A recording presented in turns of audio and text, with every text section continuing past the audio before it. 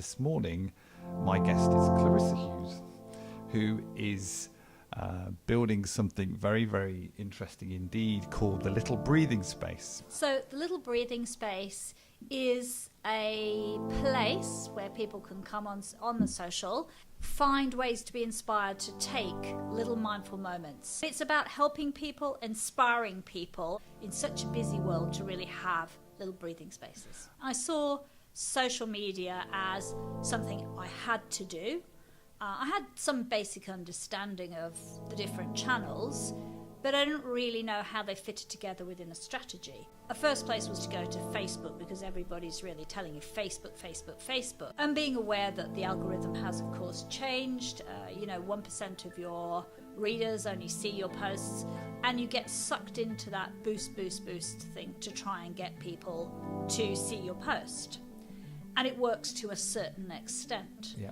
But it's a lot of money, and it's that the only thing that matters is an email list. So you then start doing lots of lead pages, landing pages. A lot of them are putting up fairly long and fairly complex articles. It's very text driven, picture, lots to read.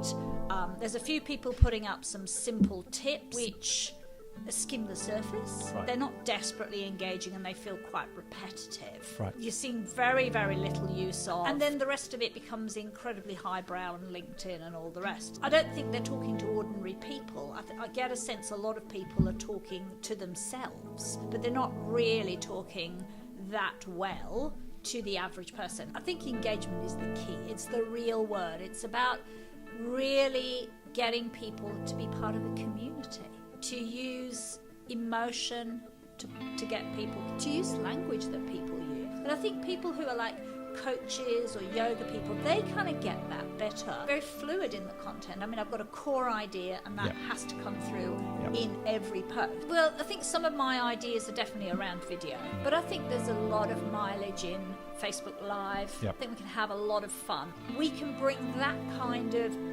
fun and enjoyment through video, through Facebook Live, to people in such a way that they start going, oh, I could do that. I'd like to get away from, you have to meditate and that's the only way, people. And there's a place for that. But, mindfulness in your daily life, in activities, and I think bringing just a little bit more enjoyment and laughter into it. And that's an area that I need to explore more. I think Facebook groups are interesting, but I don't think they're without their trickiness to them. I see a lot of people trying to jump in and build Facebook groups, ending up with about 300 people, of which only 2 or 3 people post regularly and nobody else really engages. And I see a lot of communities like that are... My best mindfulness tip is actually about micro breaks. We're not that bad about knowing that we need to stop and go for a walk or go to your yoga or sit on your meditation. Those little breaks in the day, when you're at your desk, doesn't matter whether it's sitting or standing, just to take that 1 to 3 minute break. So use it like a slow breathing or slow music.